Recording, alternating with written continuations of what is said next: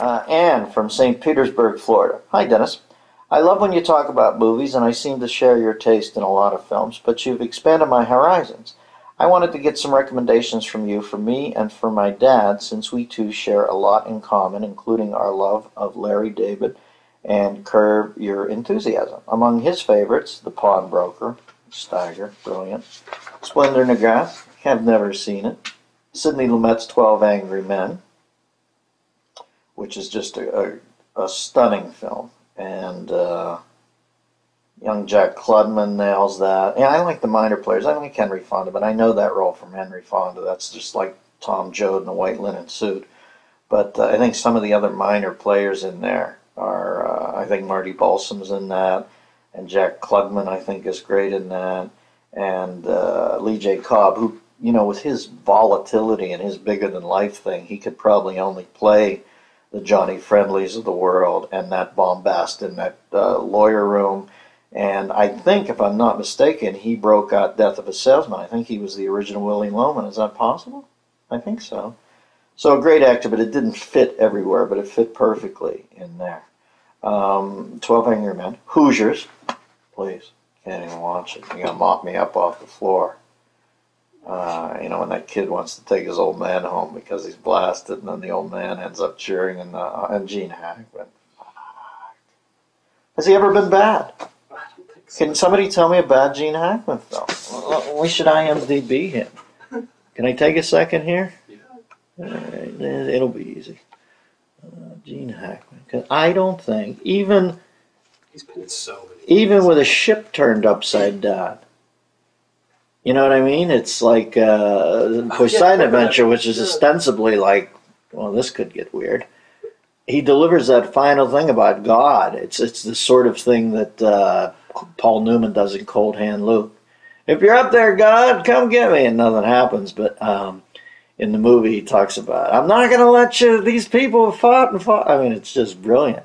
All right, so we go back to, I think I got him here. It looks like he's in TV for a lot here at the beginning. Huh. Then the first time I see him, Buck Barrow in Bonnie and Clyde. Just genius. With Estelle Parsons, who wins the Oscar, just screaming in the backseat of that car for 2 hours after Buck gets his face shot off. Then he goes back to TV. Imagine that. He does Buck Barrow, and then he's on The Invaders with Roy Thinnes.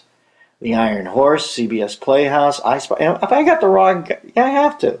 So imagine that. Gene Hackman kills Bonnie and Clyde and goes back to TV for a while. Now, that's a tough business. Then I see him next in Downhill Racer with Redford, where he plays the ski coach. Great. Marooned, and he plays Buzz Lloyd.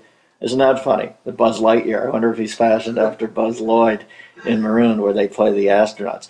Back to TV to do something called Insight, where he plays a character named Holt. What, are we kidding here? Gene Hackman's still not firmly tethered in movies. I Never Sang for My Father. That's where you start. No, French Connection. There. I guarantee I'm not going to see TV after that, because you remember that role. That's just perfect. You picking your toes in Poughkeepsie, Cisco Pike, Prime Cut, Poseidon, Scarecrow, which is just devastating. Conversation. Look at me acting like it. Never seen it. That's my big. There's another big gap along with Wet Wild Sort. Young Frankenstein Minor, Bridge Too Far, plays the Polish guy. Great Superman, and 1 and 2.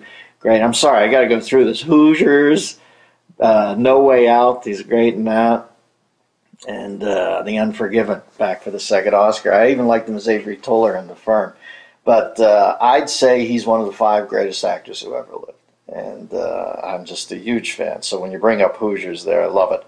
Anything with Gene Hackman, there you go. Just to name a few. Can pass along some movie picks. Thanks. Well, listen, I always tell people to watch Dodsworth, because that's one they don't know that well. Walter Houston, as sort of a Babbitt, like Sinclair Lewis, industrialist in Ohio back in the 30s. Wife is a young, comely blonde who wants to lead a bigger life and takes him off on the grand tour of the European continent and everything that ensues from that. Watch the great, and you know, for a caprice, Mr. Blanding Builds His Dreams House is always a favorite of mine. When Myrna Loy ticks off all those specific paint colors to the old painter. I want a robin's egg blue, and then I want a sunshine, but not the bright sunshine, more like a pale sunshine under a cloud. And the guy, she walks out of the room and he goes, blue and yellow. It's one of the best fun scenes ever. So give those to a tumble. Thank you, Annie from St. Petersburg, and I agree with you. I couldn't agree with you more. Gene Hackman. Got his book up there somewhere. He's written a cowboy book now. I'll give it a tumble because it's Gene Hackman, right? He deserves it. Enjoy these samples of the Bathrobe Sessions, a weekly video available only to members of the DMZ, the Dennis Miller Zone, on DennisMillerRadio.com.